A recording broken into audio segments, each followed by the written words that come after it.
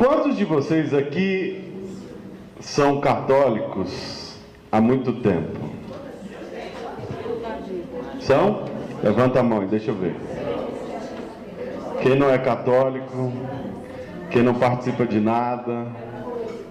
Não é católico? Tem algum não católico? A senhora não é católica? Hã?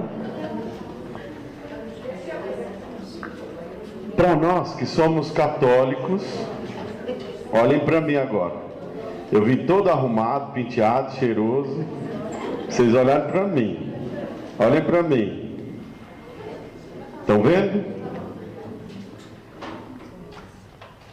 Nós, ao longo da nossa caminhada cristã, com certeza muitos de vocês já tiveram muitas experiências e muitas formações na comunidade de vocês.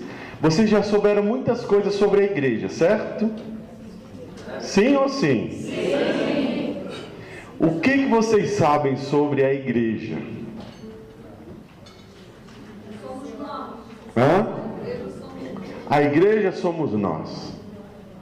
A igreja é o corpo místico de Cristo. A igreja é o corpo místico de Cristo. Tu és Pedro, sobre essa pedra edificarei a minha igreja. Tu és Pedro, e sobre essa pedra edificarei a minha igreja, o fundamento da igreja, né?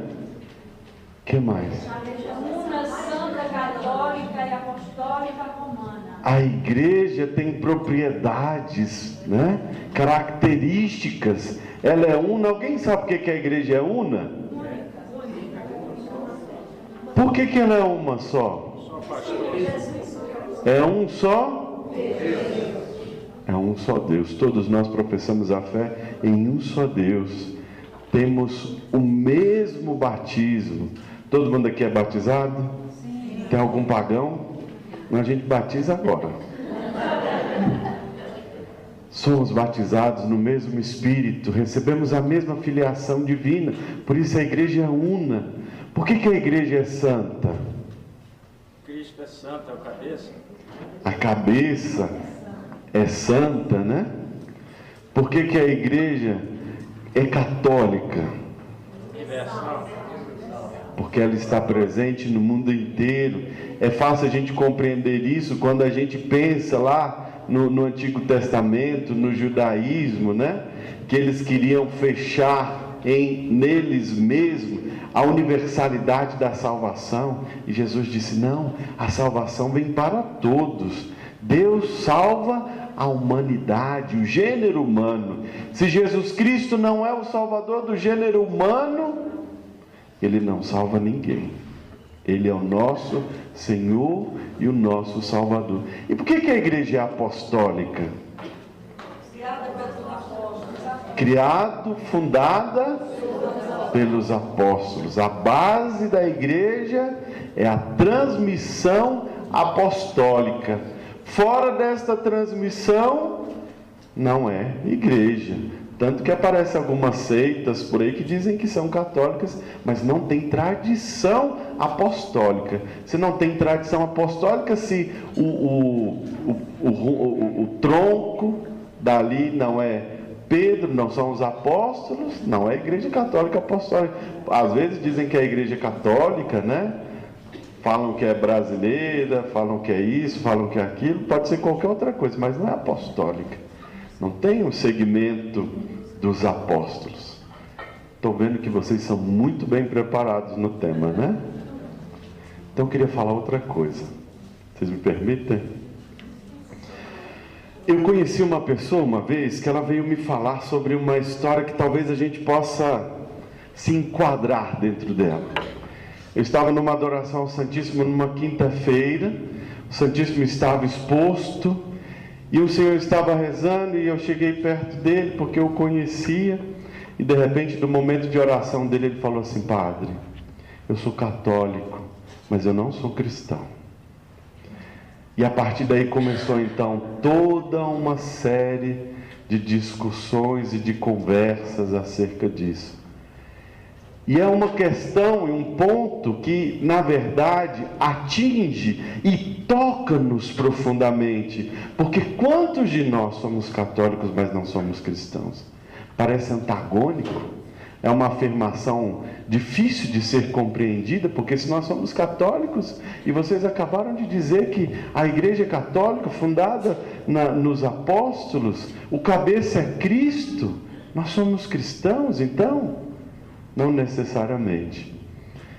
A nossa experiência cristã, ela determina o nosso cristianismo.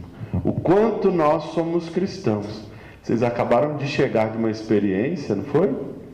Numa casa onde cuida-se, né? Como é que é a história, César? As crianças que são cuidadas e evangelizadas, né? Pela verdadeira vida. É uma experiência. Mas quanto de nós não move-se em direção ao próximo? Quantos de nós vive no nosso comodismo, conhece muito bem, alguns são muito bem preparados na fé, conhecedores, né? Formados. Hoje a igreja tem extensões de formação em vários lugares, né? Tem acesso. Quantos cristãos não são doutores, não são mestres na doutrina católica? Mas verdadeiramente, será que nós vivemos a nossa fé? Será que nós praticamos o que Jesus nos ensinou? Será que no nosso dia a dia, a nossa prática cotidiana condiz com aquilo que nós acreditamos? É exatamente essa a questão fundamental da nossa vida cristã. Porque nós precisamos nos configurar, colocar junto a nossa figura com a figura de Cristo, sermos um com Ele. As nossas atitudes, o nosso coração, o nosso pensamento precisa estar unido ao coração de Cristo. Nós precisamos agir como Ele. E quando eu falo sobre esse tema, eu não consigo deixar de lembrar de uma música muito expressiva do nosso querido Padre Zezinho, que eu acho que vocês não sabem, porque vocês são mais novos do que eu, né? Então provavelmente vocês nunca ouviram essa música. Ela é mais ou menos assim. Um dia uma criança me parou, sabe? Olhou-me nos meus olhos a sorrir. Vamos lá, quem sabe?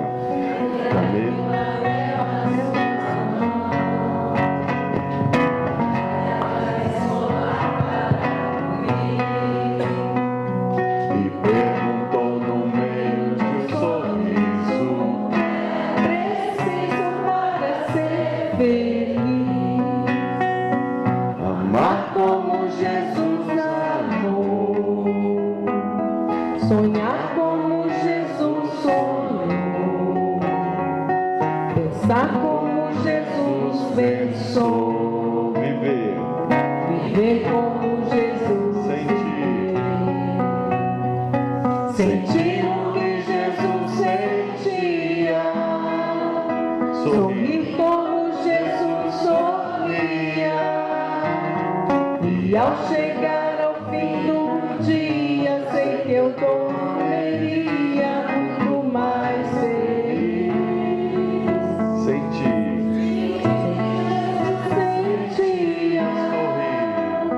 sorrir como Jesus sorria,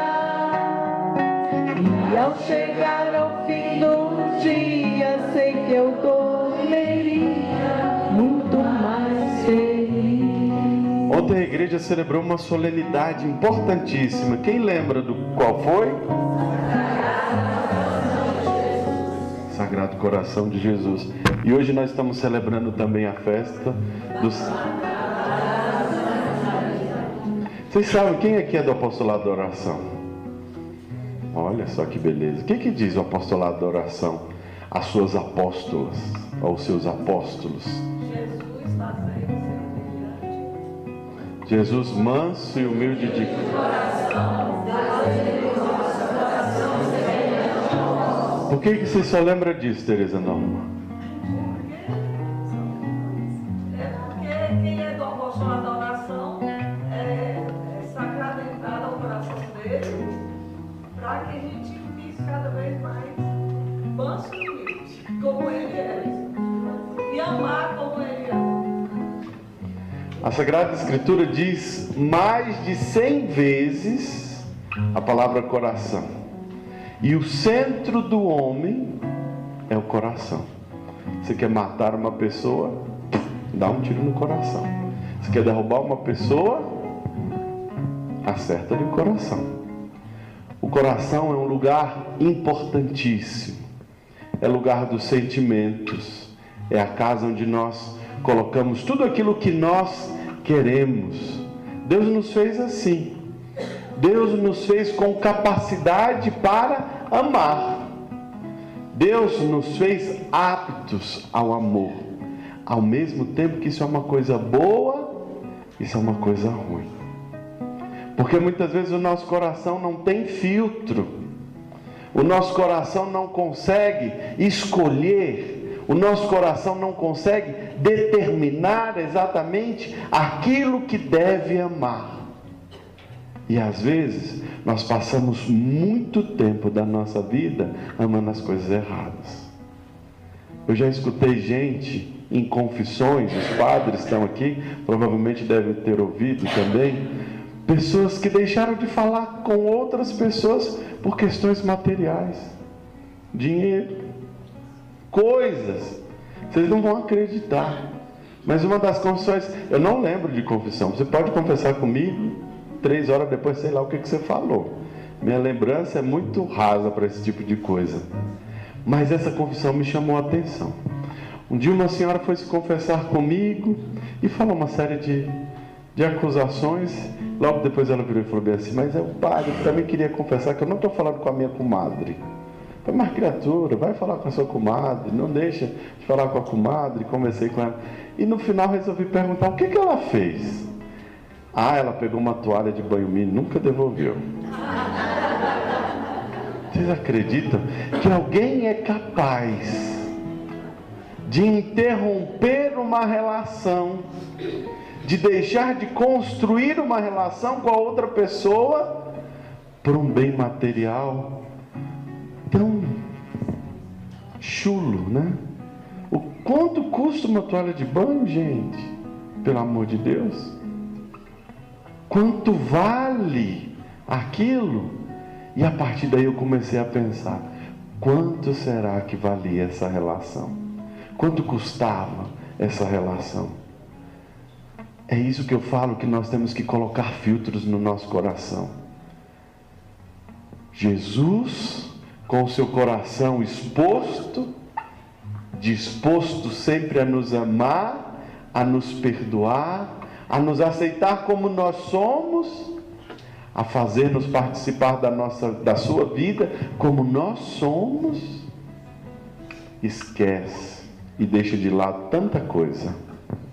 E nós, muitas vezes, esperamos, almejamos que um dia chegamos ao reino dos céus, mas plantamos no nosso coração tantos sentimentos e tantos apegos que Deus não consegue encontrar lugar na nossa casa, dentro do nosso coração.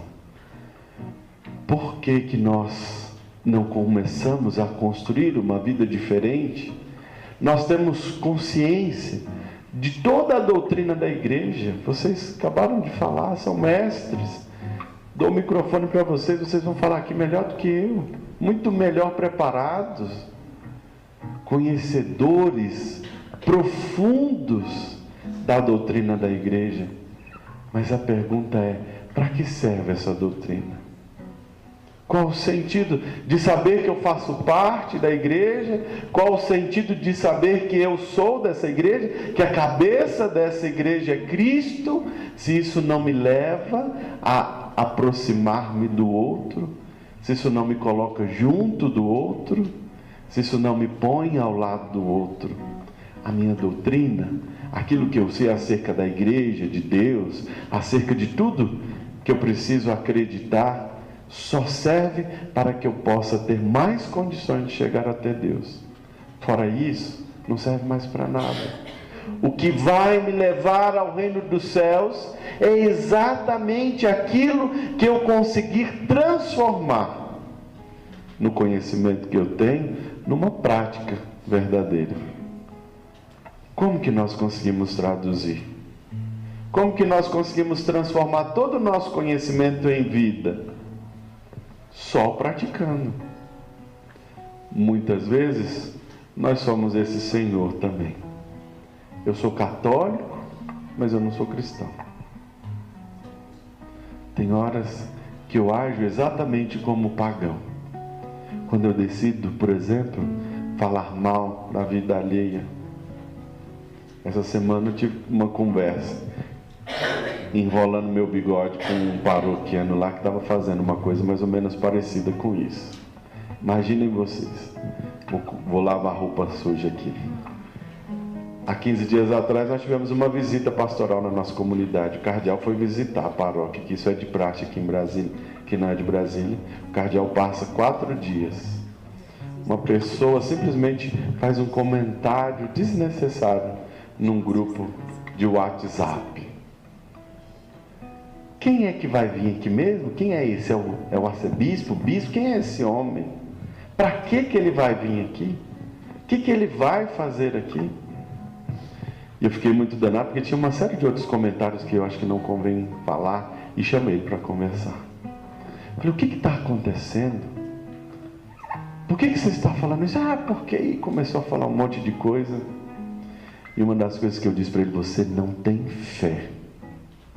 Você não é cristão. Você não conhece a Deus. Porque se você conhecesse a Deus, se você tivesse fé, você não faria o que você está fazendo. Você não falaria o que você está falando para as pessoas. Você não faria isso por uma única razão. Porque você está escandalizando algumas pessoas. Várias pessoas saíram do grupo, era um grupo de casais. Um monte de pessoas saíram do grupo, outras ficaram revoltadas. Eu sei que a confusão que ele disse virou um sarapatel. E depois para você apagar esse fogo e chamar todas essas pessoas. E aquelas que saíram? Um comentário inútil, desnecessário. Ele participa de um movimento, mas pergunta quantas vezes ele vai na missa. Perguntei para ele, quanto tempo faz que você não vem à igreja? Rapaz, eu vim em janeiro.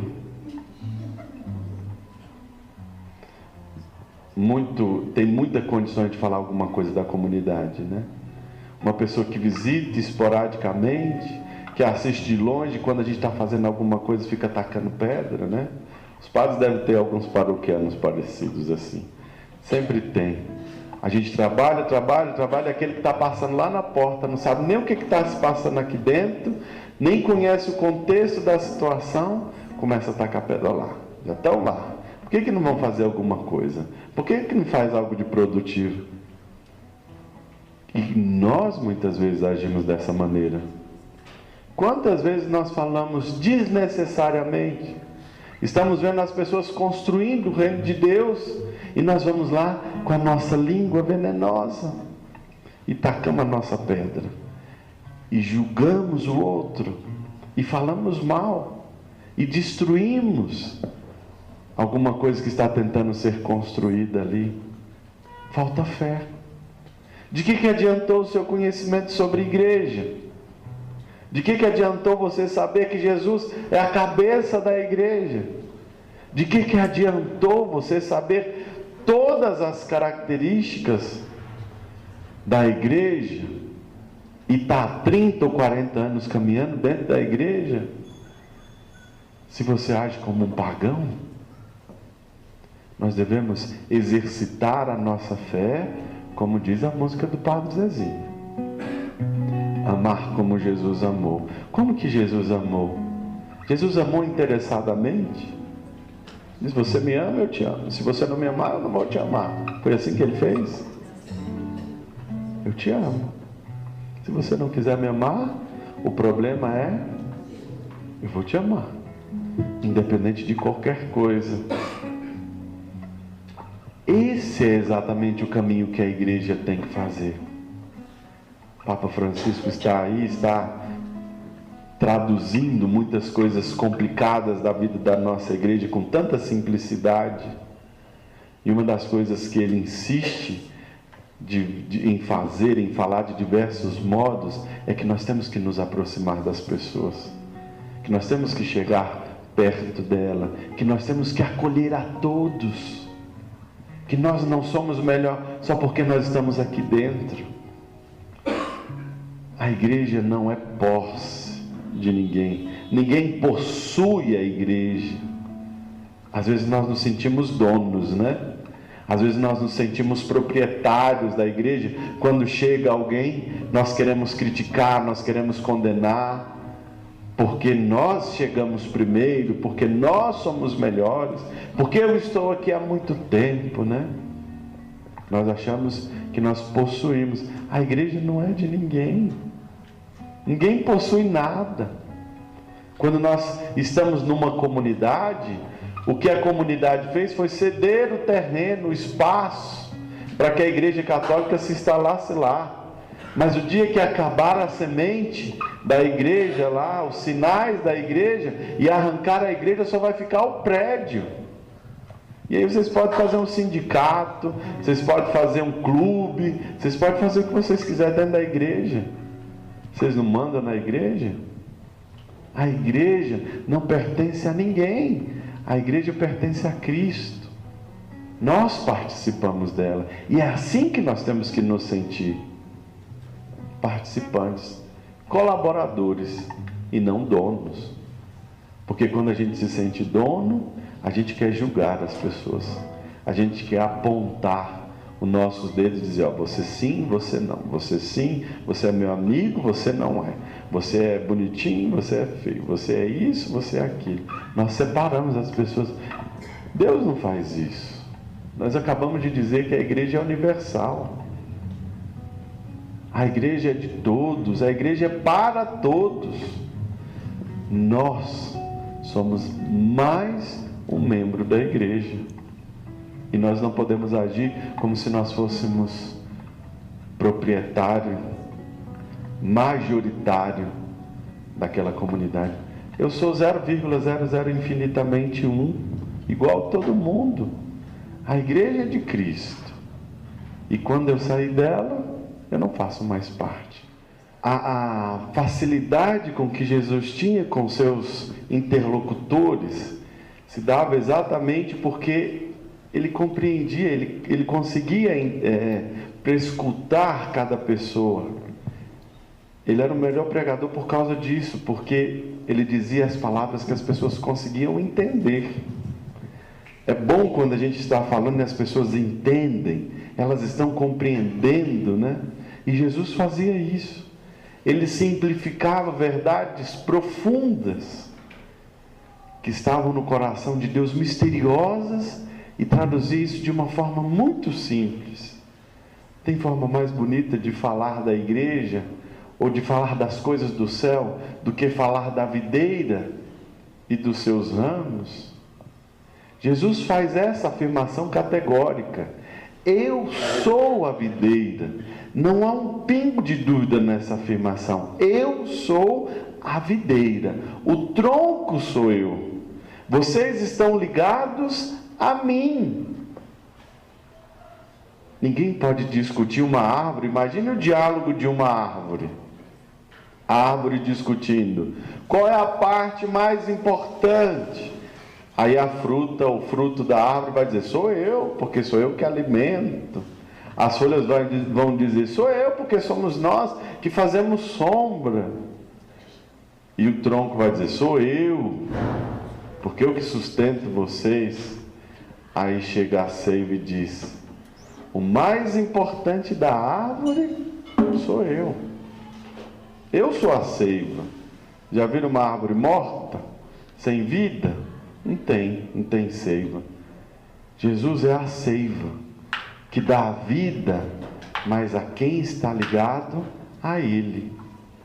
Nós não somos nada dentro da igreja. Nós não somos ninguém. Separadamente, nós não somos nada. Nós não podemos nada. Dentro da igreja, junto com os ramos, nós somos mais fortes. Nós somos tudo. Então por que querer separar? Se eu sou apenas uma parte, se eu não sou o todo, não é? Algumas pessoas têm essa mania, têm esse pensamento errôneo de imaginar-se melhor, de se imaginar maior do que o outro. Todos nós somos importantes, cada um no seu lugar, cada um na sua função, exercendo o que faz, fazendo o que sabe fazer, é importante. Ninguém é mais do que ninguém e nós não podemos considerar os outros de forma diferente. São conceitos simples, são coisas simples, que talvez vocês escutem todo dia, mas o que nos falta de verdade é viver, é praticar.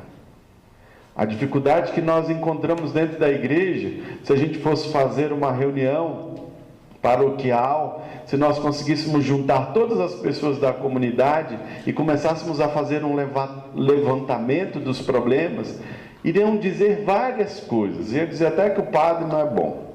Iam dizer, esse é o primeiro item que normalmente coloca, né? O problema é do padre. O padre é isso, o padre é aquilo, ninguém olha para si, né? Eu sou psicólogo também, né? A Margarida também é, né? Freud diz que a maioria das pessoas do ser humano são neuróticos. Sabe o que significa isso? É fácil da gente compreender isso quando a gente olha para a nossa vida de comunidade. O neurótico nunca vê o problema nele. O problema é sempre do... Faz uma reunião de avaliação. Observa quantas pessoas falam de si. Quantas pessoas dizem que a culpa pelo seu movimento não está bom, funcionando direitinho, é dele? Olha para as análises que são feitas. Ninguém fala de si. Neuróticos. A gente consegue analisar o outro, a gente consegue julgar o outro, a gente consegue falar mal do outro, a gente consegue fazer tudo do outro. Mas da gente a gente não fala. A gente não se enxerga, a gente não vê, a gente não consegue se perceber. E é uma dificuldade que nós temos que trabalhar. As pessoas falam bem assim, às vezes a gente fala, algumas pessoas, você precisa fazer uma terapia. Nossa, padre, sou doido. Ninguém acha que tem problema, né? Mas na verdade todos nós temos. Todos nós temos uma dificuldade infinita de relacionar-se com o outro, só que a gente não percebe isso, porque a gente, como eu acabei de falar, não se enxerga. Não estou xingando ninguém, não estou brigando com ninguém, não. Não se enxergar-se é não se perceber-se, é não ver-se. Às vezes a gente consegue ver a nossa imagem refletida no espelho, mas a gente não consegue ver as nossas atitudes. Em muitos momentos o nosso comportamento pesa na nossa vida comunitária, pesa na nossa relação com o outro, e a gente não sabe por quê. É só por isso, porque a gente não se enxerga. Sabe qual que é o maior achado de uma sessão terapêutica? Sabe quando que você diz assim, não sei se a Margarida concorda comigo, quando você diz assim, tem mais psicólogo aqui? Olha aqui, ó. Não sei se vocês vão concordar comigo. É quando o seu paciente ou o seu cliente consegue enxergar aquilo que você vem tentando dizer para eles. Esse é o insight, como diria Freud, né? Do tratamento, né? Quando a gente faz terapia de casais, quando estou fazendo atendimento de casal, eles entram na sessão e começam a se acusar. Não, porque ele é grosso, porque ele chega tarde, ele ronca, ele não me dá um presente, ele não sei o que, fala mal do outro. Aí ele vai e fala dela, porque ela é chata, ela é faladeira. Ah, é uma mulher chata, e começa os dois. Enquanto eles começam a se acusar, eles não entram em terapia. E os casais vão 1, 2, 3, 10 sessões. Não entrou em terapia. Ah, eu não vou continuar não, padre. Não vou continuar não, psicólogo, porque acho que não está resolvendo. Não vai resolver nunca. Porque o problema não está no outro. O problema que nós muitas vezes tentamos resolver não está no outro. O problema está em nós. O crescimento dos nossos movimentos, das nossas pastorais, da nossa comunidade, não depende só de quem está à frente dela. Claro que depende também, nós temos responsabilidades, mas não depende só de nós. Depende da comunidade, que não consegue também ver que precisam transformar algumas atitudes, alguns comportamentos. Porque é igual eu estou falando para vocês, você luta para trabalhar e tem sempre alguém minando o seu trabalho por baixo, jogando um contra o outro, afastando pessoas, fazendo aquelas confusões. E olha que a gente reza, não é falta de oração não, viu vocês dois aí que gostam de rezar? As irmãzinhas, a gente reza e reza muito, tem cerco de Jericó, tem oração de intercessão, mas o demônio sempre acha um jeito de chegar na gente, né? Por mais que a gente reze.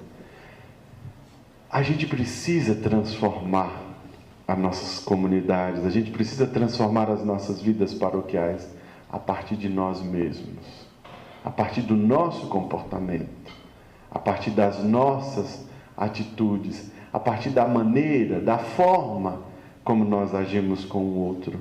Essa é uma forma de santificação nossa e da nossa comunidade. Eu gostaria de encerrar hoje, se vocês quiserem fazer alguma pergunta, com uma frase que eu escutei do padre Fábio de Mello. No dia da ordenação dele, disse que o bispo que o ordenou disse assim para ele: Deus não pode fazer absolutamente nada com as suas mãos se antes ele não possuir o seu coração. Nada. Tudo que a gente faz, qualquer ação, qualquer atitude, não vale nada, não tem retorno, não tem valor de eternidade, se primeiro a nossa atitude ela não brota do interior do nosso coração. Tem muita gente que trabalha nas nossas paróquias, tem muita gente que se esforça, que dá uma vida para aparecer, para querer ser melhor do que o outro, para controlar a situação, para estar por cima, para ser vista. Se não possuir primeiro o coração, se Deus não possuir primeiro o nosso coração, toda a nossa atitude é vã. Tudo aquilo que nós fizemos é à toa, porque parte da exterioridade, não parte da alma, não parte do íntimo do nosso coração. Por isso, nós temos que nos apegar a essa devoção. Quem não é devoto do coração de Jesus, seja devoto do coração de Jesus. Nós temos que lutar e nós temos que nos esforçar para que o nosso coração seja transformado, para que interiormente nós sejamos salvos por Deus, para que nós sejamos resgatados por Deus a partir do nosso coração. Como disse no começo, é a partir do coração que saem todas as nossas atitudes, todas as nossas ações, a nossa bondade, a nossa maldade, parte do coração. Se nós não convertermos o nosso coração, se nós não mudarmos os nossos corações, até uma coisa que aparentemente é muito boa que nós estivermos fazendo, vai ser ruim, porque vai ser feita em prol de mim mesmo, da minha vanglória, da minha vaidade, e isso não tem valor para Deus. Quando nós fazemos alguma coisa, Deus está querendo nos salvar, Ele quer nos salvar. Quando nós ajudamos, quando nós construímos, quando nós fazemos algo, Deus está nos salvando.